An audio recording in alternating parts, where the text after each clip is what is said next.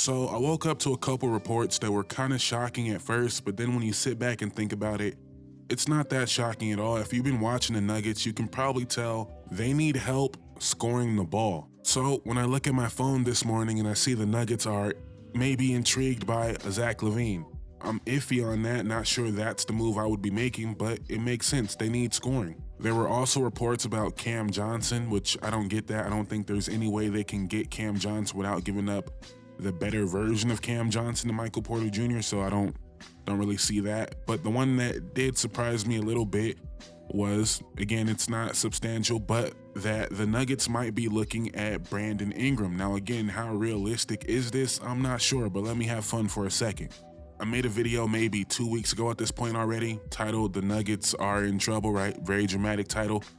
But in that video, I spoke about how the Nuggets were dead last in three-pointers attempted again after being last year.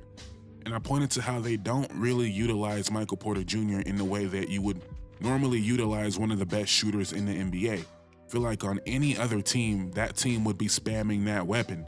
And if the Nuggets aren't gonna do that, then Michael Porter Jr.'s value is not what it might seem like it would actually be, if that's making any sense. Of course, Michael Porter Jr. is the better three-point shooter between the two, but Brandon Ingram is taking more threes than Michael Porter Jr. this year. And the reason I'm pointing that out is because in theory, right, you're thinking you're trading Michael Porter Jr. for Brandon Ingram and you're losing so much three-point shooting. Well, not really, because the Nuggets don't even use Michael Porter Jr. like Klay Thompson, like one of the greatest shooters in the NBA. He gets up 6 threes a game. Last year, it was only 6 threes a game. His highest is 7.3. Michael Malone has decided that's not what it's going to be. It's not going to be Michael Porter Jr. 10 threes a game. And if you're not doing that, you're not getting the most value out of him. So yeah, Brandon Ingram can step into that role and he can get up 6 threes a game. Maybe not at 40%, but at 37%. And also, they've been using Michael Porter Jr. a lot more in the mid-range. Who's one of the best mid-range shooters in the NBA? Brandon Ingram. And what this team is really lacking to me is another true on-ball creator, which to me is the difference between Zach LaVine and Brandon Ingram. Obviously, Zach LaVine could do a lot on the ball, but I think Brandon Ingram is the better passer and would bring a lot more creativity to that Nuggets offense. I feel a lot better about Brandon Ingram in like a quote-unquote backup point guard role, even though they have Jokic, Murray, and Westbrook. You guys get what I'm saying? I feel much better about, okay, we're going to run this play through Brandon Ingram in the post. Brandon Ingram is a great pick-and-roll passer. Obviously, Zach LaVine can do these things, but I think if you get Zach LaVine, it's going to be more of the same. Obviously more explosive, right? But it's going to be more of the same in the Michael Porter Jr. role, but you're also losing the rebounding and size around the rim that Michael Porter Jr. provides you. Brandon Ingram, you keep a little bit of that size, you get more playmaking, you become a lot less predictable as a team. And with this team that, again, is struggling to get up threes, not only can Brandon Ingram get you to 6 threes a game that Michael Porter Jr. is, he also creates threes. Whether it's in the pick and roll or out of the post, Brandon Ingram is great at finding three-point shooters. I think he would be able to find Jokic a lot more three-point looks if Jokic wants to take them. But besides Jokic and Westbrook and Jamal Murray a little bit, right? Jamal Murray's still very good, but he's not really breaking the defense like he used to, so he's not creating much advantages for his teammates right now, and I think Brandon Ingram can add that element to this team. But obviously, if they got Zach LaVine, that would be a huge move as well. Again, the Cam Johnson one doesn't really make any sense. But what would you guys do? If I was running Denver, I probably wouldn't make a trade for either one of these guys. I'd be more inclined to go after Jimmy Butler, who you could get with Michael Porter Jr. and probably like Zeke Naji, Dario Saric to make the salary work. You could probably do that deal. I wouldn't be in a rush to do that either. But if I'm gonna make a big move, it'd probably be for a proven winner in Jimmy Butler instead of taking a flyer on BI or Zach LaVine.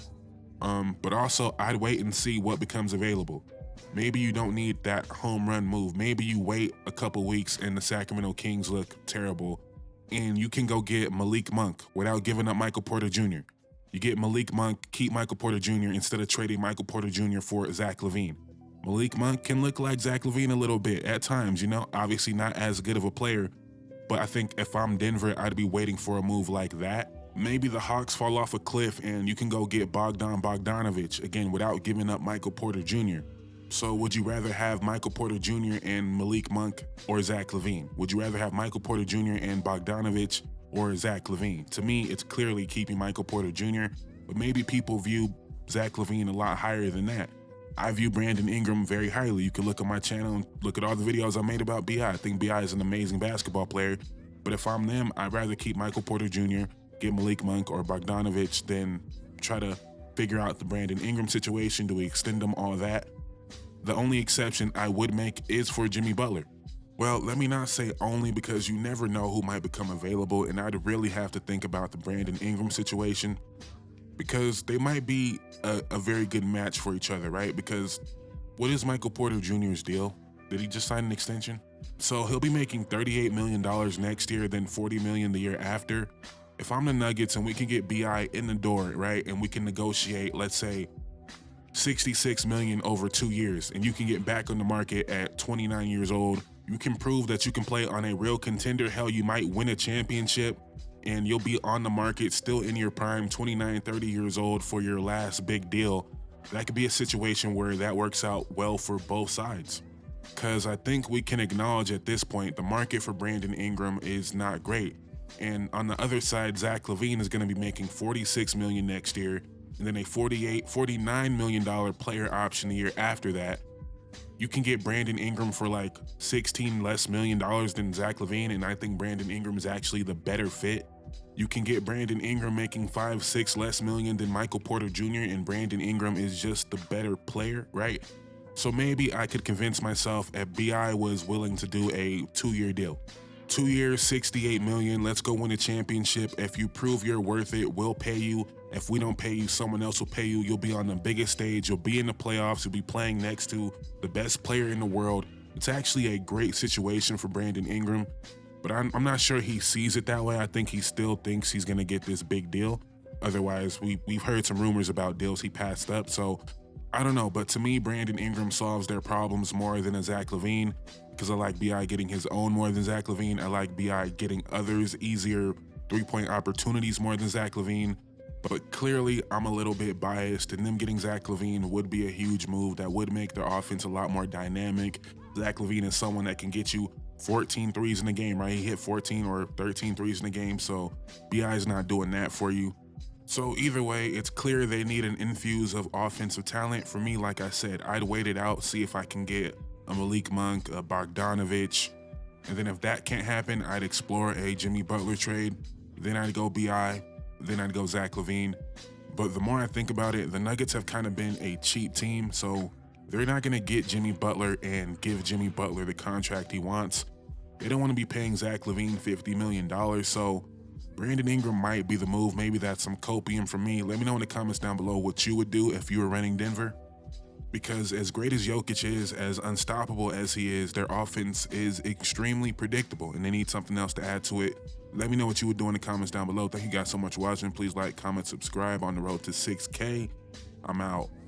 Peace.